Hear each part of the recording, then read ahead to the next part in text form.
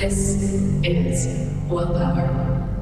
But even more profoundly than that, we can increase our stress threshold. And one of the best ways to do that is through the breath. So I love that you bring that up, and especially that our breath becomes shorter and less deep in the second half of our phase when progesterone spikes. That's really important because that's the same breath pattern for stress.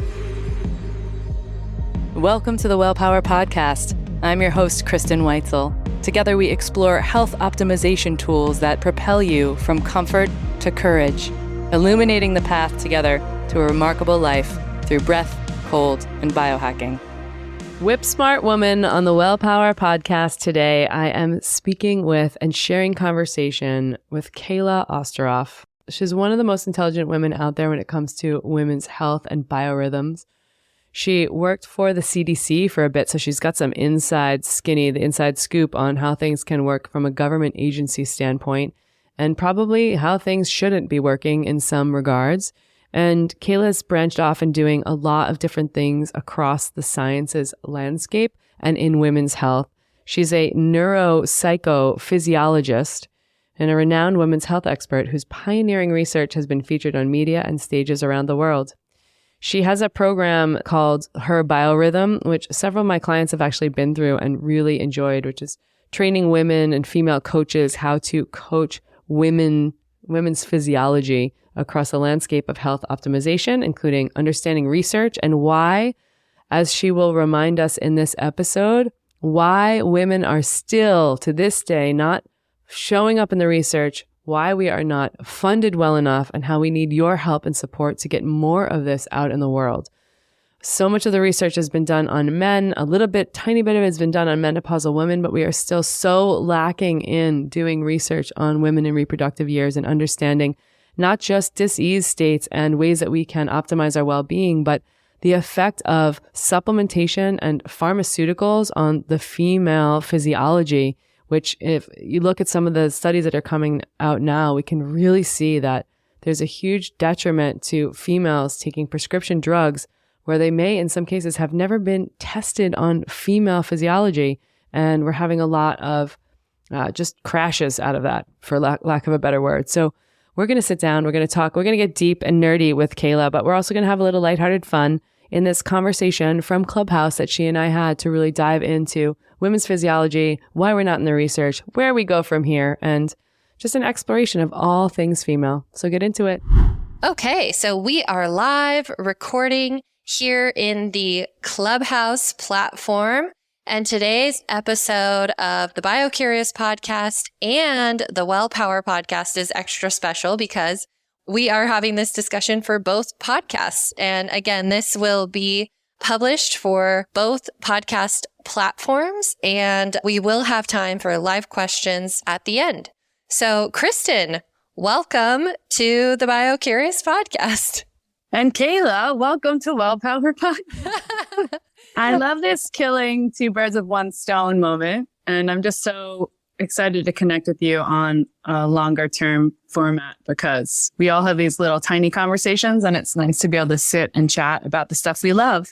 Absolutely. I have been looking forward to this conversation probably since we were in California together for the Biohacking Congress a few months ago.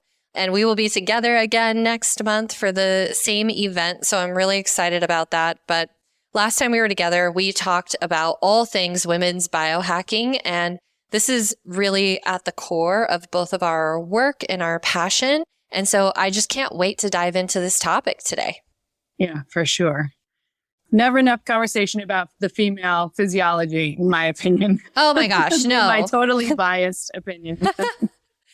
I couldn't agree with you more. And just to give a little context to our listeners about this topic, a reason why I'm very passionate about women's biohacking and women's health science, and I know it's something that I share with Kristen, is because of the science gap and the lack of representation in both the scientific and medical communities for women. When you look at the research that was done for drugs, for different therapies, for basically that all medicine is based on, women lack representation, and especially women of childbearing potential, because of our unique female biorhythms and our unique female hormone cycles that really make us difficult research subjects. And that is the basis for why women have been left out of the research conversation.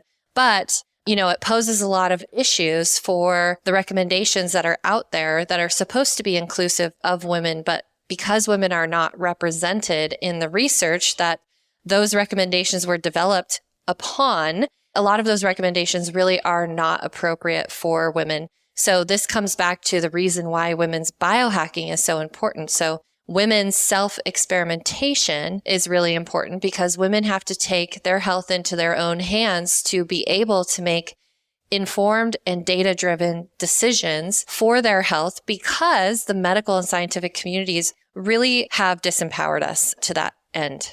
So, Kristen, before we dive in, I would love to hear a little bit about your background and how you got to work in the field of women's health. Sure. We can do an origin story swap out. My story is a little bit windy in the sense that I started a career. I grew up a dancer. I was always into sort of fitness and wellness. And from the perspective or the context of a dancer, a lot of that came with in my younger years. It's much changed as of late in many ways, still a little bit on the legs of body image and things like that. But when I was a dancer, I started when I was 5 years old. There was just a lot of food disorder and body dysmorphia and things like that in that place. And I think what I was most curious in as I was growing was like, how do I fuel my body well and feel full and have nutrition, but also stay fit and then try to deal with this? I developed pretty early. I got very chesty, very shapely, which as we saw 20 years ago, it was not really welcome in the ballet community back then. And now it's so different. But that sparked this like misunderstanding, if you will, in me that was like, how do I manage food, but feel good, but not be like one of these chicks who's starving themselves out that I see in my dance world, but still be accepted? And that sparked a lot of questions in a young woman, as you can imagine. And as I grew through the years and through high school and through different dance programs and things like that, I felt really strongly about that exploration. And so I was like doing lots of green juicing when I was 17, 18 years old. I was like the weird girl with the juicer, trying all these different food combining diets and all this stuff. So I was like really self-experimenting around food and my physique from a very young age.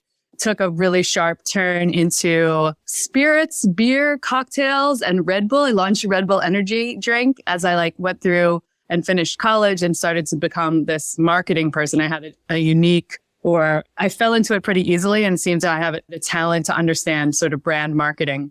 And so I learned a lot about myself and managing my time and this N=1 experiment through this brand marketing world that I lived in, running big brands for the United States. Believe it or not, back then, Red Bull energy drink felt like it was, wow, world's first functional beverage. I know that we have a little bit of a different viewpoint on it now.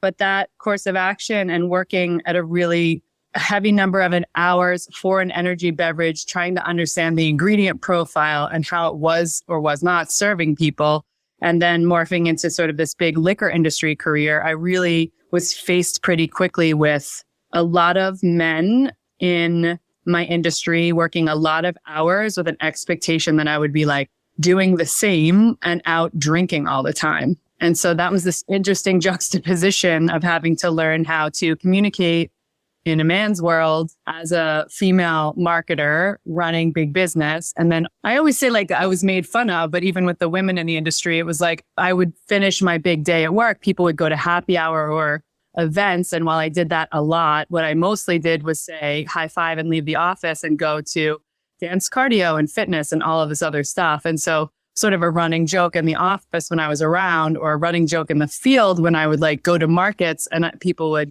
stay out super late and they'd be like, what class are you going to tomorrow? So all of that trajectory of trying to juggle those two things led me to do the most important thing in my life, which was leave the corporate world. Even though there were many facets that I loved and many great bosses and a lot of things I learned, I knew that there was a point in time I was going to have to leave the corporate world and really branch out and do my own thing. And my friends and family were asking me for years before I left, like, when are you going to go do the thing that you really love? So after all those years of having it as my passion, I finally got a chance to leave and become what started as a fitness studio owner, and then just biohacking over the course of the last 10 plus years gave me sort of the chops, the understanding, the certifications I went and got as a nutrition specialist, as a yoga teacher, as a fitness coach. All of that led me to finally where I am now, which is coaching women predominantly one-on-one and trying to get them to lean hard into their optimal health and well-being. And the one other thing I will say that I loved about your opening, but I also think exists, is like, there are so many gaps in the research with women, but what I find a lot working with women is that there are also gaps in our mindset that come from myriad years of socialization and what we see on television and the people we've worked with and been surrounded by, that I think you and I both need to continue to champion the female experience on this planet when it comes to health and well-being, but heavily around that mindset piece, because we don't do ourselves a very good service most often. Like the people I'm working with quite often, it's like, how do we make the prodigal shift in having a different mindset and talking to ourselves in the mirror in a way that is wildly empowering versus what we're doing? Again, I'm generalizing, but what we're typically doing now.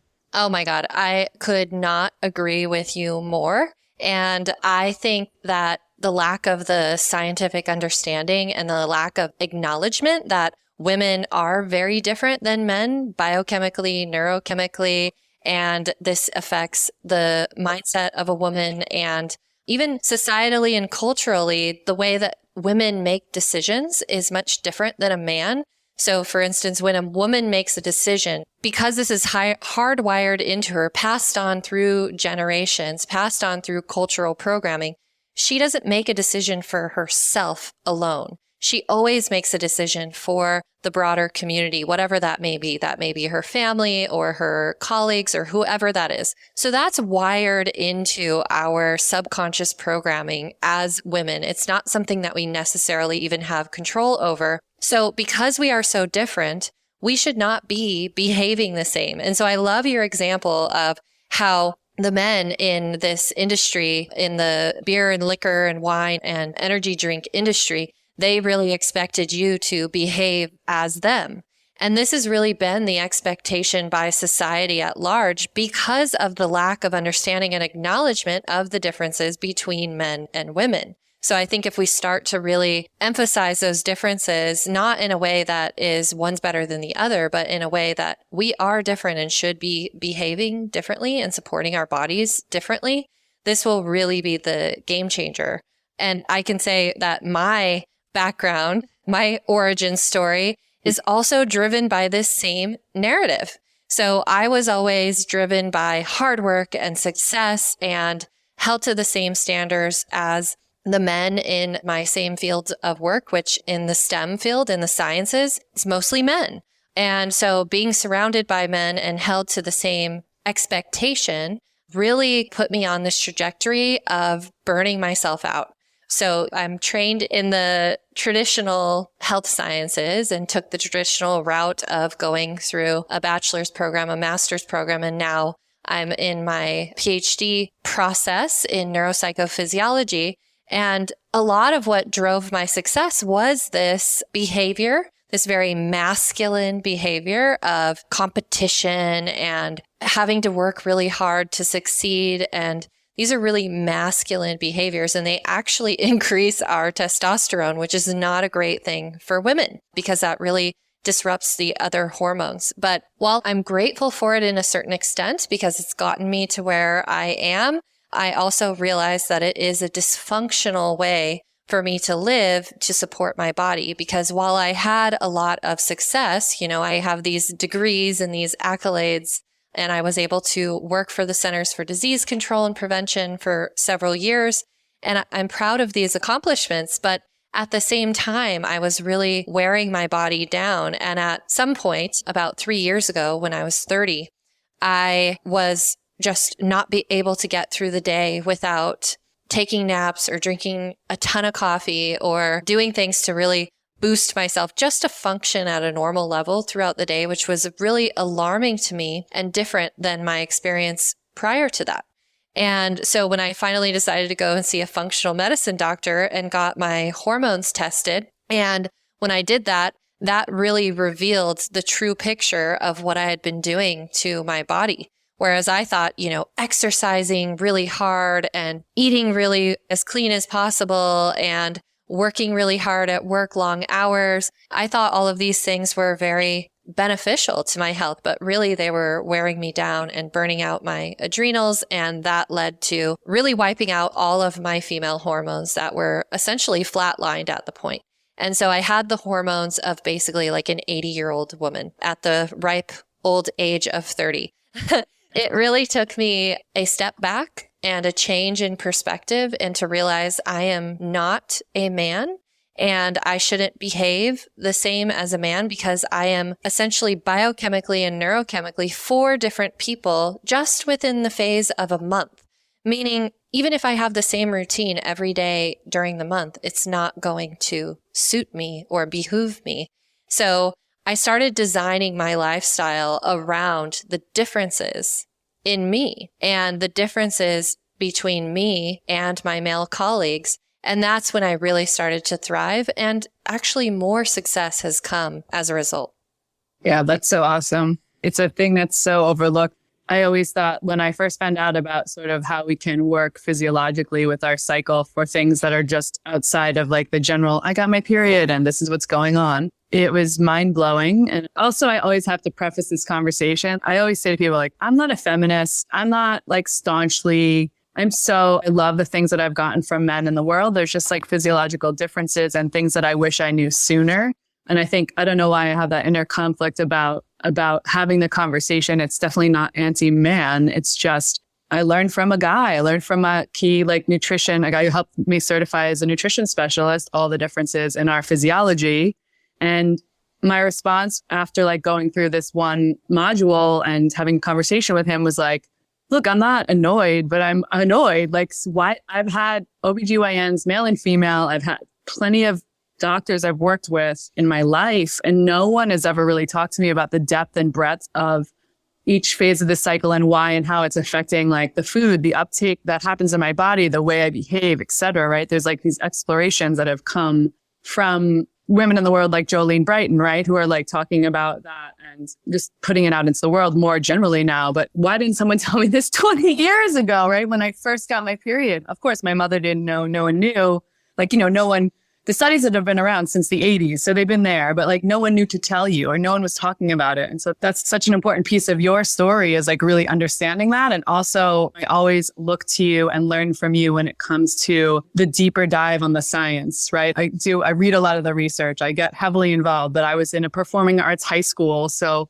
science was sort of like loose science 101. I never took chemistry, and lots of the learning I've done has been on my own or the world of certifications. And so I always look to you for a lot of those pieces around cycle research and women in performance, because I know that you know what's up, right? I know you and I've had this conversation before when I'm like, here's some different people and different studies I've read around the cycle and what I'm putting into my programs. And you saying, look, A through B, awesome. You should probably get rid of C. I'm not sure if the jury's still out on that or not. That's like an important thing for people to know about the work that you're doing too, is that you get to bring this neuropsychophysiology and the background of the CDC. That's just, it's second to none when it comes to women of a cycling age. So I appreciate that. Thank you so much. And it really is a sad state of affairs that women are not taught from a young age that, at least at the very basic, that they have 4 phases of their female hormone cycle and how to navigate that.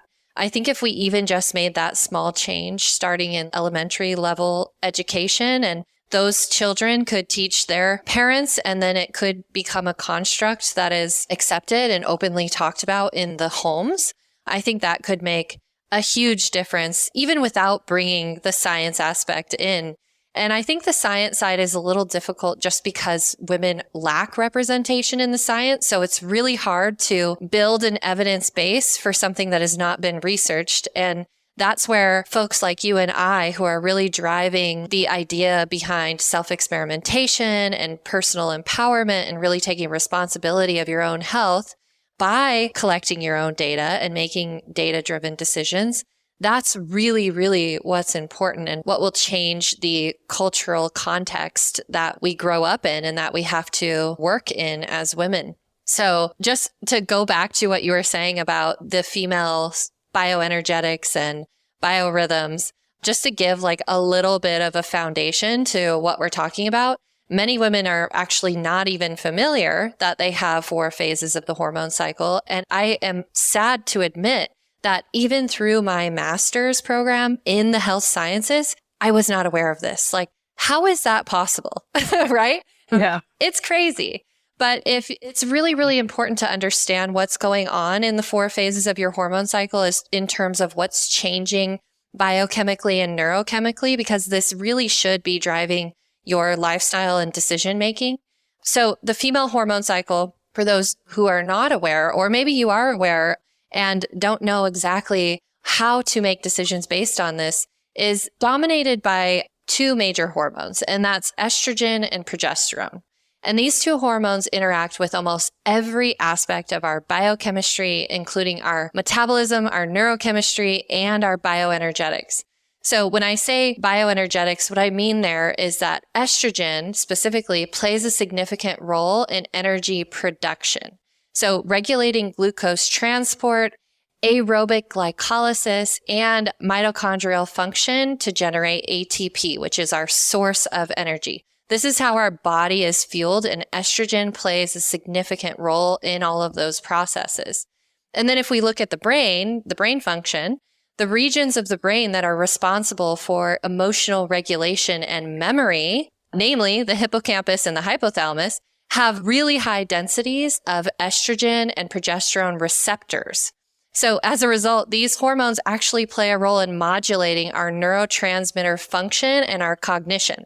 And a lot of women are not aware of that. And I have to say, I was not aware of that up until recently. And now I've become a super nerd on this, just digesting as much research as possible, but also finding a lot of gaps.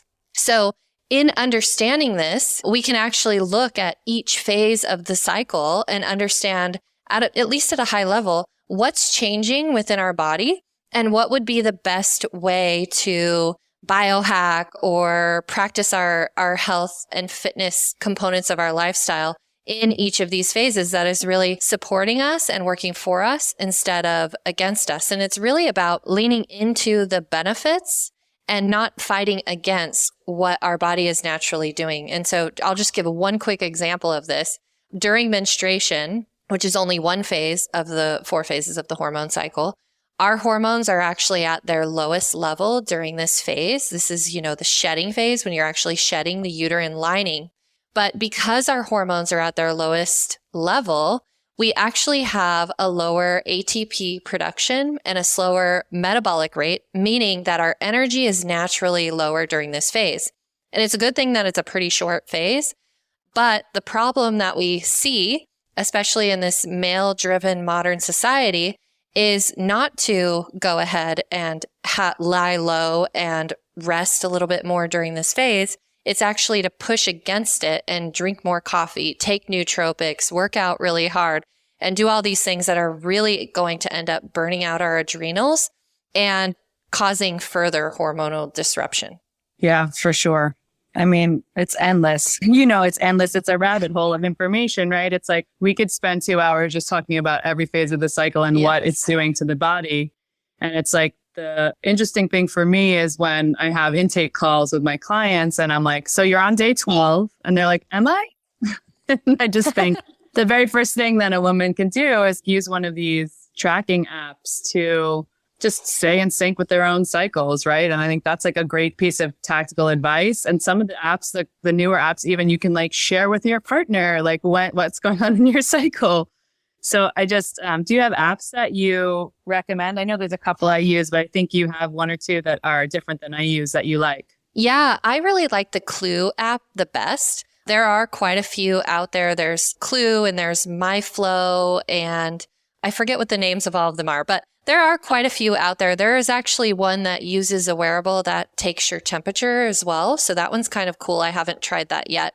But I agree with you. I think this is like your baseline data collection. Sorry about the nerdy science frame here, but I think getting a baseline of where you are to understand what your status is and what to work on and how to balance and adjust is really important. And so even if you don't know what phase you're in right now, which I think is probably most women, just starting to use a tracking system of some kind can really help you to at least get an understanding of how long each of your phases are. And then when are you in these phases where it's really important to take some time to rest, or when are you in phases that are more beneficial for being outwardly expressive and really pushing those fitness goals? Yeah, for sure. There's new and old research around all of this, but it's like the things that have been most fascinating to me are the times that I will talk. Because, I talk a lot about like weightlifting and muscle building and all of that, because that's a big passion of mine. And I've told this story a couple times before in various different locations, but right before COVID, I had a talk about food and fitness. Basically, food is fuel in a big studio here in Los Angeles. And it was probably 100 or so people in the room, of which there were, 4 or 5 guys. Everyone else was probably female cycling age or thereabouts. And I was having the conversation to say, it was a panel discussion. So there are a few of us up there. And I just said, hey, I got known as like the day one bleed girl, because I said out loud, like, day one bleed, day one of your period is day one bleed. Like, are we ready? That's how we're counting our cycle. And everyone was like, okay. And then, which is just like the weird stigma that exists around it. Is like, I'm just talking about our periods, ladies. And then talking a bit about how we have more capacity to build muscle in our bodies in those first 2 weeks. It's really like, every woman's a little different, of course, but it's probably like around day 4, right as your period's ending till right before ovulation, you have this big estrogen spike, and how that is anabolic or anti-catabolic and gets you the capacity to build more muscle, like 34-35% more muscle on average from these studies, and hundreds of studies, like hundreds of evidence-based research. And if this was traditionally, if we went back and said this existed in the world, in the men's world, we would have like 400 programs that were like the 12-day muscle building power program or whatever. Yes. And I said to the women in the room, like, have you heard of this? And took a show of hands. And I'm telling you, like 99 hands went up in the room that were like, what are you talking about? And I'm in Los Angeles. Okay. It's like, I'm in a hotbed of fitness and health and well-being. And that's how little the word is spreading. I think it's been better in the last couple of years, especially like with quarantine and COVID. People are doing more health research or trying to understand where they're at. But just like from a muscle building standpoint, that's like it's fascinating, like how we can utilize the types of foods we're eating, the type of workouts we're doing to be able to be more efficient, right? The N=1 experiment is also around how can we be more efficient? If I do 40 hours of cardio a week, am I really serving myself? And so that kind of stuff is really fascinating to me. We want to spread the word. So if you're listening right now, try to like get understanding of what we talk about a little to be able to tell other women, because this is the way that we all kind of get better, right? Yes. And I love having these conversations because you interface and really take the research into practice, which I don't do as much of, being more on the research side of things. So hearing how this is applicable in your practice with the women that you coach is so fascinating to me. So tell us a little bit more around like, what are some of the things that you've seen with the women that you work with that are how they are working against themselves? And then what are some changes that they make that really align with their unique biorhythms that really end up giving them a lot more success in their goals? Yeah, that's great. A thing I say all the time, which is like pretty prevalent. My clients are real aware of it. By the time I'm done working with them for 9 weeks, they're like, okay, I know, is that like you're only really as fit as what you can recover from. And so, I mean, that spans men and women. And I think that's a truth across the board, right? If it takes you 9 days to recover from something, probably you went too hard. Like this is like, again, we want to talk about minimum effective dose. Where am I getting gains or growth? Women don't like the word gains quite often because they think it correlates to weight. But that's just a word in the fitness industry that's been used so long. But it's recovery is part of the pyramid that I sort of have put together. Is like that is sleep is probably the only thing that's more important than making sure that you're doing proper recovery. And that can be as simple as 3 to 5 minutes of down regulation breathing or just calming breaths at the end of a workout where you're like lying on the ground, feet up on a bench or wall or whatever. And so trying to get women to incorporate a bit more recovery tactics is sort of the first thing I do. I will say what I see a lot is a ton of cardio queens. And I think cardio is, look, I love cardio as much as the next, but women that are doing a lot of cardio because they equate it with maybe fat loss, 100%, this is how I lose fat, this is how I get leaner or thinner or skinnier or whatever's going on. And again, I see a lot of it in LA, although I have clients all over the world. I see it in LA because there is also here an extra layer of this Hollywood movie, starlet. Everyone needs to look young and, it's LA, it's Los Angeles. You get a bit of that. But cardio across the board is sort of this thing that's like a misnomer that's been laid on to maybe women, maybe men and women. I don't know, but there is a extreme cardio thing that happens. So the biggest thing I have to do with almost everyone I work with is reel them back in from crushing their hormones, just hitting burnout because they've pushed so hard on this cardiovascular fitness. And a little bit in defense of it, I will also say that what most of the reasons are is either women don't know that it's not doing them a service. We're all really pretty stressed. And so getting some cardio in gives you some brain chemistry, gives you some other things. And a lot of women will say, but it's the way that I de-stress. Some of them will say to me, it's my meditation. And to that I say, no, it's not your meditation. Very different than meditation, especially from like a neurochemical standpoint. But I get what they're saying. They're saying it's a time that they can like let go of the worry. And so I see there is sometimes benefit in that. There is benefit if you're going out and doing like a hard, crazy bike ride with a couple of friends. You're outdoors, you're having community. I get that. But I just think the fitness variance is what I talk about a lot. And that is the effort that I want them to make to pick up heavier things and make sure they're weaving in recovery practices. And the change that I see is monumental in the course of 9 weeks, which is not a long time in the timeline of being healthier, fitter, gaining muscle, losing body fat, recomping yourself, whatever you're trying to do. 9 weeks is not a long time. And I see women completely change. And in ways that, of course, no one's losing 100 pounds in 9 weeks if that's their goal. But in 9 weeks, I can see the biggest changes I see come in every other aspect of their life when they're regulating their food and they're regulating around their cycle and they're regulating recovery. You start to see like they're having wins at work. They're better with their family. And they're telling me that, right? They're saying those things to me. And so all in, right? Their period is normalized. Like things like that start to happen. And so that's the beauty of it. That's the beauty of when women start with me and I'm like, get ready to meet your new self. And then they're like, okay, Kristen, that's pretty hokey. And then at the end of the 9 weeks, they're like, I'm a different person. And then the last quick point I'll make is like breath work. I'm so hot for breath work right now. I think you have seen some of my posts around women and how progesterone even affects our breath during the course of the month and just so many pieces of the puzzle. So getting women to do breath work and to participate in it and to understand that it does correlate to good body composition, that it does correlate to what kind of level of fitness you can do when, that it does correlate to your CO2 levels in the body. And that's like, again, like you say, like, sorry for all the science, but this is the deal. Like this is the real deal, right? We have to recognize that we have a progesterone spike. Stimulates our respiratory rate. And the back half of the cycle, it's going to change. Like Patrick McEwen, who a lot of his work is what I'm studying. It's like, it creates more of a hyperventilation period in the cycle. We talk about PMS symptoms and then you correlate that to your breathing when you're more pain sensitive and you have less CO2 and all of that. And it's like, hey, these are connected. How do we teach ourselves to breathe better so that we can alleviate some of that as just part of the puzzle, right? Yes, I love that so much. And I think I have to admit that I have been one of those women who say running is my meditation. That is how I would justify it before. I'm a duathlete, and so that's running and biking, and that's pretty much what I do for my fitness because it's what I love and it's what the sport that I compete in. However, I realize that in making those decisions, I'm also making some decisions that are not necessarily great for my body. And so I think everything that you mentioned, it all comes back down to one thing, all of it, the breathing, the food, the exercise, the mentality, the masculine behavior, all that stuff. It all ties to one thing, which is stress. And interestingly, women actually experience stress 4 to 5 times more profoundly than a man. So it affects our physiology more. And because we are not living a lifestyle that supports our hormone system, which then trickles into and from the adrenal system and the rest of our endocrine system, that's more stress on the body. And it actually all lowers our stress threshold.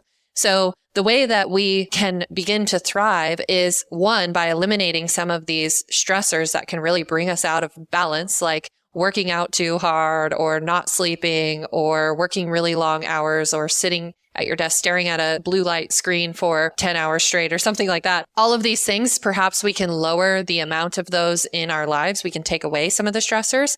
But even more profoundly than that, we can increase our stress threshold. And one of the best ways to do that is through the breath. So I love that you bring that up, and especially that our breath becomes shorter and less deep in the second half of our phase when progesterone spikes. That's really important because that's the same breath pattern for stress. So if we're already stressed and that's already our breathing pattern, imagine how much more impactful that is when we get to that phase of our cycle. And it makes our breath even shorter and more shallow than it already is from being in a stressed state. So I can't stress enough how important that is. It's fantastic to me. For like 18 months, I was chasing Patrick around. You said this thing off the cuff. We have 25% less capacity to uptake, like to have CO2, so we uptake less oxygen. Like, wait a minute. And he was like, I can't talk about it. It's only TMJ studies right now. I have to get all the research. And it's a year and a half, almost 2 years later. And then he comes, and now he's come out with this book, The Breathing Cure, which is like, just nails it. Just like nails all the research, all the conversation, and is like, a kind of an easier read. I mean, I know you know the book is coming, but it's just really beautiful to see it because he himself says, I know I'm a dude, but there's such a cry for supporting research to come to summarizations around what's going on with women in breath. And so it's like anyone would tell him, he's a little shy sometimes, but like anyone would tell him like this is really needed. And so he has sort of served our community real well by gathering all that research. He's got 2 chapters on women and breathing, 1 chapter on, you will love this because we've talked about this before lightly, but he has 1 chapter that's like on breath and sex and orgasm. It's amazing. You know, someone writes so frankly and have lots of evidence behind it about those topics within the rest of the book, which is also very good, and about everything else when it comes to breathing as a cure. Yeah, you are reminding me. I have this book on my list and I am going to prioritize it because I didn't realize that he brings in so much of the science around women and breath. And I'm fascinated by that, though it's not something that I've done a literature review on myself. So I'm so happy that he's done it. Like you said, we need more people going out there and pulling whatever research is available and being able to tie that into what we can do, because the so what is so important. And that seems to be where people get lost. They don't understand, like, okay, here's what the science says. So what does that mean for me? Like, tell me what I need to do. Totally. This is a really amazing point. And this so what piece is like, this is what happens, I think, with women, because you and I work with women as well, but with everybody, is that there is this piece of, holy shit, there's so much research. There's so much of a deep dive. Like even in Patrick's book, he links all the studies. I go into those studies, Kayla, to look at some of them, and it's challenging. It would be much easier for you. You're used to reading research, but it's like some of the studies, it's like, I got to dig and dig and dig and dig to find the points that he's pulled out. And what are the other areas where you see like big aha moments when then there's like the so what? Like, how do I apply this to my life? Like, what's the takeaway? We talked about breath a lot, but like, what other areas do you see that happen where you think there's like some aha moments? So here's something you may not know, females who are listening to this podcast episode right now, and that is we cannot just shrink it and pink it. We are not small men, as Stacey Sims would say.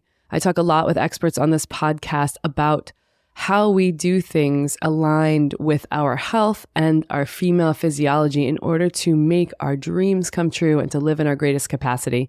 Now, you already may know that I'm a breathwork expert, that I'm rocking out cold exposure, that I have a nutritionist background, and I've rolled all this up into an online hybrid course. Now, what does that mean? That means we are online together in community and connecting, and there is an online course that is underneath the underpinning of this program. But we also get on a live call once a month, and we talk about the important pieces of health, well-being, mindset, and the challenges of being a female, whether in the landscape of business or the landscape of life, and how we can apply these health tools to just rise together. So Warrior Woman Mode Online is out there, and you can check it out through my website at wellpower.life, and you'll look under my coaching programs. See you inside. What are the other areas where you see like big aha moments when then there's like the so what? Like, how do I apply this to my life? Like, what's the takeaway? We talked about breath a lot, but like, what other areas do you see that happen where you think there's like some aha moments? Oh my gosh, even like looking at diet, if you look at the biohacking community, especially, like every man out there who's leading will tell everybody, including women, that they should all be on a strictly ketogenic diet and that they should be fasting, intermittent fasting every day. And this is a huge one. Because if we actually understand what we need to balance our female hormones, we as women actually require a carbohydrate refeeding period. And I won't go into all of the research on this, but the point of this is that when women are practicing a strictly ketogenic diet every day, day in, day out, and maybe also intermittent fasting or a combination or one or the other, it is really going eventually throw their hormones out of balance. And so understanding that there are times in your cycle that you should be having more carbs and that to listen to your body, you will actually notice you have cravings for more like carbohydrate rich foods during these phases of your cycle if you're starting to listen to your body. And so that's a huge one for me because as an athlete and as a biohacker, I've tried all the different dietary practices and I've realized that being more of an intuitive eater, knowing the benefits of these different ways of eating and different types of food to eat is great. But then listening to my body and making decisions based on what my body is telling me it wants and needs has been the game changer. And I can say that it has brought me to the next level of physical performance as an athlete as well. Yeah.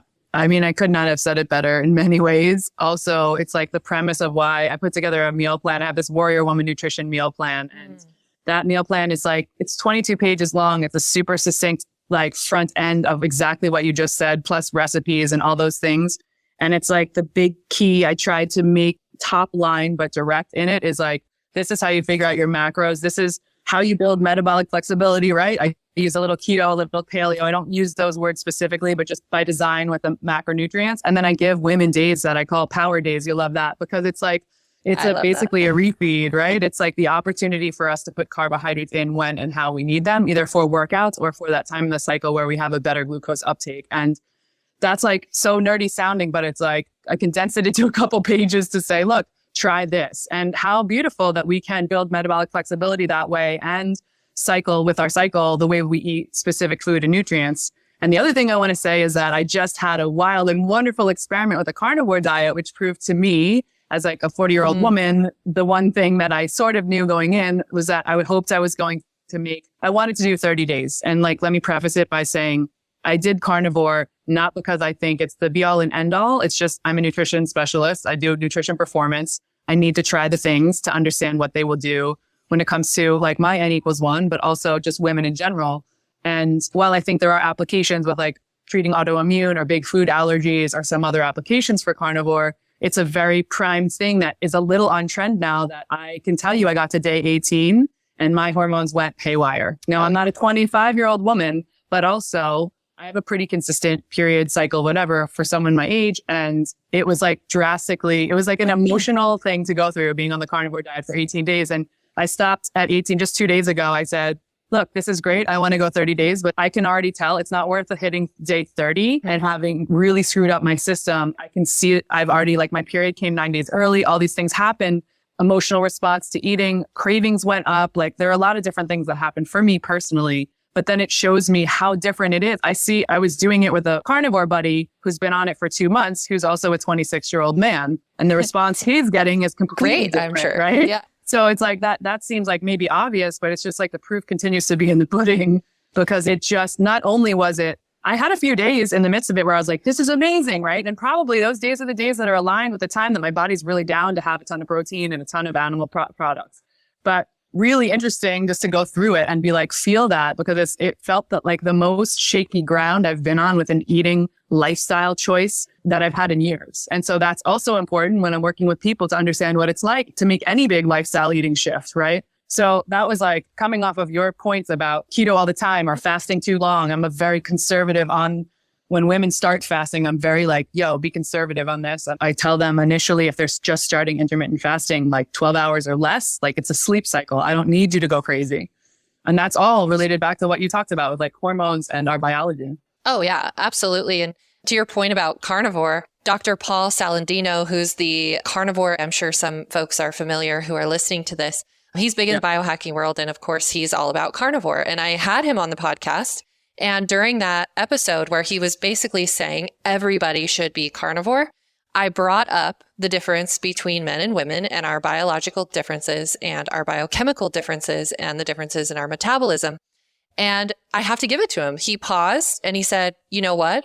There are differences And so you really should consider that before you make a lifestyle decision about changing your diet so drastically.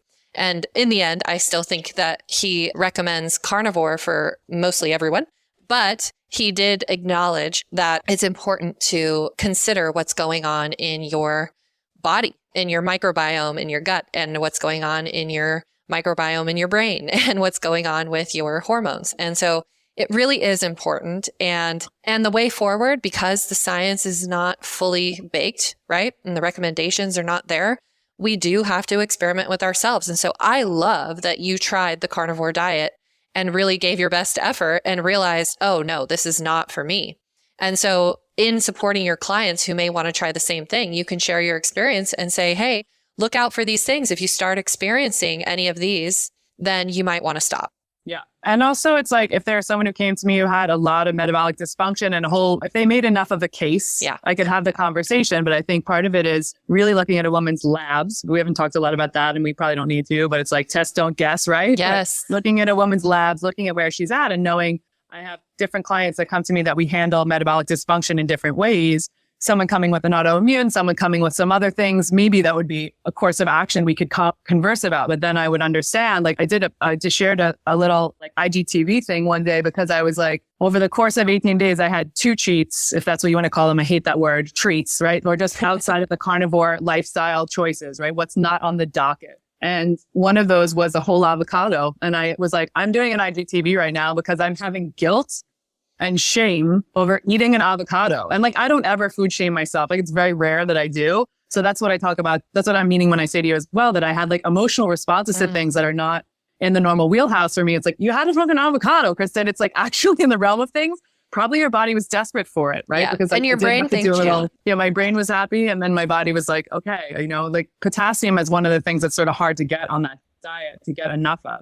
And so just like having the avocado was feeling like, why am I having shame over this? It's like one avocado in the course of like this slew of days in a row. But yeah, like it gives all these things that I think we do to experiment, give us a better opportunity to work with women and to advise in the way we do. But just, I think the key piece of the eating thing for anyone who's listening is like, hey, how do you want to transition your diet? And when you make big transitions or choices in lifestyle eating, if you're going to stay on them for a longer period of time than just experimenting for a week or 2 or something, where are you going? Like, where are you starting? Know the audience of what your current eating lifestyle is. Like if you're having McDonald's every day, and probably don't go keto from there. Like probably step down a little so that you're not ready to kill someone. And like keto flu. And then even in the early days of paleo, I would still 15 years ago when I first went paleo, I was like, oh, it wasn't called keto flu then, but it was like, I was just getting like lack of carbohydrate, flu-like symptoms and feeling dizzy and having that big shift. And so go slowly, I think, is we don't want to do that, right? We're like a hard-hitting society, many people A-type personalities, or like you and I have been cultivated and have learned behaviors from more masculine side based on the industry we were in or in now, and even biohacking, right? Mm-hmm. So it's like, how do we... Boomer Anderson, who I love, and I think you love as well, just made a post. He took a social media cleanse or fast for a month and then made a post just really talking about how what was in his feed was being fed the same realm of information that he's in. And all it does is reinforce one part of your life to have you feel like, oh, I'm right. And we miss this whole piece of understanding the opposite side of the spectrum. Like one of my friends who runs a gym here named Logan Gelbrick, I just did a podcast with, he talks about disconfirming information. How do we get in the opposite side? And as women, part of it is, how do we get in? What is our view? How do we understand, like what Boomer was talking about? How do we get some distance from the thing so we can make our own decisions? And I want that for women. And I think you want that for women as well. Yes, it's all about context, right? We don't have the full context to make a data-informed decision if we don't have the full range of experience and knowledge. And so my whole brand, BioCurious, and the reason why I'm a scientist is all based around curiosity. And this is what drives me being able to gain context so that I can make better decisions for myself and my community. So I absolutely love that. And I think Boomer's exactly right. And I think that is what gives you context to make better decisions. Yeah. One other thing I would love to hear from you, I know we're coming up on an hour, but I would love to just I think it's important to talk about sometimes like a couple women that are like in sort of the health and wellness space in some way that you really feel like rock your world, that you love to learn from. I think it's always nice to suggest other women in this industry that are like leading and sharing really robust information. So are there two women that you're just vibing hard with that I should know about, that listeners should know about? Oh my gosh. So Dr. Molly Maloof, I've been really getting into her stuff recently, especially because she brings forward some context around the fasting conversation, specifically for women.